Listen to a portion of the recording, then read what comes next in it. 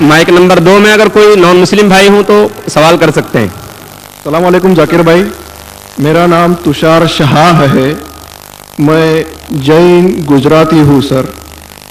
मैं civil engineer हूँ, commerce graduate हूँ और एमबीए की डिग्री होल्ड करता हूँ और पूना में एज ए प्रमोटर बिल्डर काम करता हूँ सर। मुझे आपके बारे में हमारे एक मुस्लिम फ्रेंड के थ्रू मालूम पड़ा।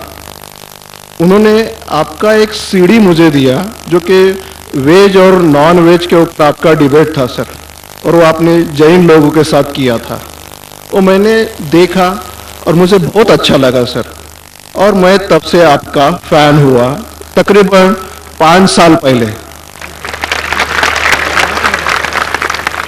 उसके बाद मुझे आपसे ज़्यादा जानकारी कैसी मिले ये मैं खोज रहा था, तो मुझे क्यू टीवी के बारे में पता चला और मैं आपको क्यू टीवी पे देखना चालू कर दिया सर। उसके बाद में तो हमारी लॉटरी लग गई, पीस टीवी चालू हुआ सर। पीस टीवी तो 24 घंटे चलना चालू हुआ। और सर मैं यहाँ ब्रेक लेके बोलना चाहूँगा कि जितने भी जैन प्रिंसिपल्स है या जो भी राइट्स और रिचुअल जैन लोग फॉलो करते हैं, ये बचपन से लेके आज तक मैं समझने में फेल रहा हूँ सर। एक भी उनका प्रिंसिपल मुझे लॉजिकली एक्सेप्ट नहीं हो रहा है सर। ऑन द कॉन्ट्ररी, इस्लाम के जितने भी प्रिंसिपल मुझे मालूम पड़े, जो कि आपके थ्रू मालूम पड़े, 99.99% एक्सेप्ट हो रहे हैं, वो भी लॉजिकली सर। तो यहाँ दूसरी बात ऐसी हो रही है कि पीस टीवी के बारे में मैं थोड़ा आपकी परमिशन से बात करना चाहूँगा। मेरी एक रिक्वेस्ट है आपसे, कैन आई टॉक सर? सवाल थोड़ा मुख्तसर करें। हाँ जी मुख्तसर। ये नहीं, असल में क्या है, बहुत सारे भाई कतार में खड़े हुए हैं, बहनें भी हैं, सबको मौका दीजिए जाकिर साहब को सुनने का। इसलिए प्लीज आप पहले अपने टॉपिक पे आ जाइए, आप क्या कहना चाहते हैं? सर पता है मुझे, मैं 3 दिन से नंबर लगा रहा हूँ, आज नंबर लगा है सर। 3 दिन का बदला वसूल कर रहे हैं आप? जी नहीं सर, मुझे कुछ पीस टीवी के बारे में बात करना है, मुझे बात करने का मौका दिया जाए। सर ऐसा हुआ है कि पीस टीवी से मुसलमान लोगों को तो बहुत फायदा होता नजर आ रहा है, लेकिन उससे कहीं ज्यादा फायदा इस्लाम के बगैर जो मजहब है उनको होता नजर आ रहा है सर। इसका कारण मुझे जो ध्यान में आ रहा है ये है कि इस टीवी थ्रू बगैर इस्लामी मजहब की जो किताबें हैं उस पर रोशनी डाली जा रही है सर, और उन लोगों को ये मालूमात मिल रही है कि उनके बुनियादी वसूल क्या है, उनके प्रिंसिपल्स क्या है।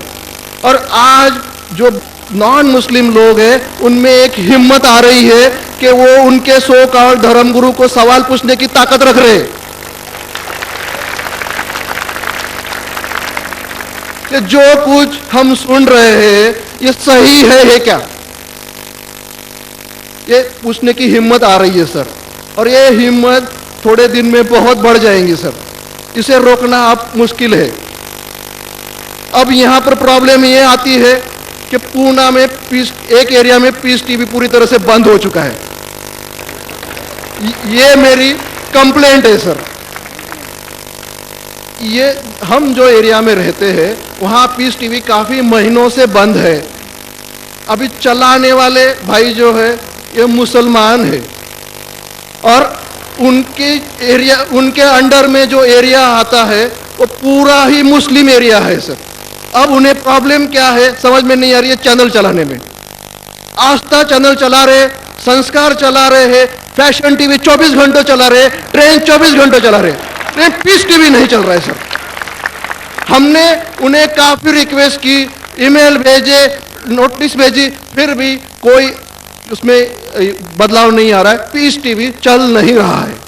तो मुझे आपसे एक रिक्वेस्ट करनी है कि आप वो भाई से बात करें और उन्हें ये कहे कि पीस टीवी चलाने में आपकी प्रॉब्लम क्या है। क्योंकि कल एक भाई ने ये थोड़ी बात की लेकिन खुल के बात नहीं की। आपने उन्हें कहा कि आप एक 5-6 हज़ार की डिश लगा दो, पीस टीवी चल जाएगा।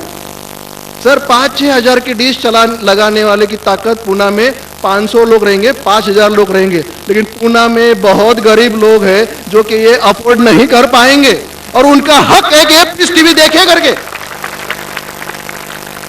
तो मेरी आपसे एक रिक्वेस्ट है कि आप वो भाई साहब का प्रॉब्लम क्या है वो देखें और पीस टीवी चालू करने के लिए रिक्वेस्ट करें। और अब मैं सीधे अपने सवाल पे आता हूं सर। जैसे मैंने कहा कि जैन लोगों का एक भी प्रिंसिपल लॉजिकली मेरे समझ के बाहर है, और इस्लाम के जितने प्रिंसिपल मैंने सुने हैं 99% प्रिंसिपल्स मुझे लॉजिकली एक्सेप्ट है सर। जो एक प्रिंसिपल में थोड़ी गड़बड़ाहट है वो मैं आपसे पूछने जा रहा हूं सर। अगर मेरे से कोई गलती हुई तो प्लीज संभाल लेना सर मुझे। तो मेरा ये है कि every human being is born with free will and we are here to test for the life to come hereafter. ये एक प्रिंसिपल है सर, मुझे एक्सेप्ट है, मुझे कोई इसमें ये नहीं है। दूसरा प्रिंसिपल है सर तकदीर का, जहां मुझे थोड़ी गड़बड़ हो रही है। तकदीर का प्रिंसिपल जो मैं समझ रहा हूं और जो मैंने सुना है वो ये है कि जो अल्लाह ने लिखा है करके आप कर रहे हो, ये जुमला गलत है।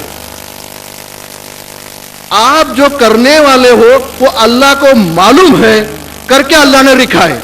I hope I am right sir. Correct. तो सर अगर जब फ्री विल का जो प्रिंसिपल है तो ये तो इसके साथ टैली हो रहा है सर। जबकि मैं देख रहा हूं फ्री विल आप जो करने जा रहे हो, यानी कि मुझे फ्री विल तो है करने में, ये प्रिंसिपल टैली हो रहा है। अब रहा प्रिंसिपल टेस्ट का। अब जब अल्लाह ने हमें यहां टेस्ट के लिए भेजा है तो आप यहां कह रहे हैं कि आप जो करने जा रहे हो वो अल्लाह को ऑलरेडी पता है और उन्होंने लिख के रखा है। तो मुझे यह समझ में आ रहा है कि हम आखिरत तक क्या करने वाले हैं, यानी सब लोग जो है क्या करने वाले हैं ये अल्लाह को पता है। एंड रिजल्ट अल्लाह को पता है, ऐसा मुझे लग रहा है। बिल्कुल बिल्कुल सही। आई एम ग्लैड सर, जो मैं समझ रहा था सही समझ रहा था। अब यह बात यह आ रही है कि सर अगर वर्ल्ड कप क्रिकेट का रिजल्ट मुझे अगर फाइनल रिजल्ट मालूम है तो पूरा वर्ल्ड कप मुझे देखने की जरूरत क्या है? वेरी गुड, बहुत अच्छा सवाल। लगता है कि आप बहुत पीस टीवी देखते हैं। माशाल्लाह देखता हूं सर। आपने जिस तरीके से तकदीर को शॉर्ट में कहा, यस सर, बहुत कम मुसलमान यह कह पाएंगे।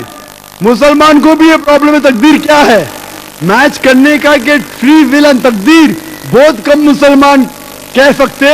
और आपने इतने बड़े मजमे में कहा, मैं आपको कांग्रेचुलेट करता हूं। Thank you sir. आपका आखिरी सवाल था कि अगर अल्लाह को पता है।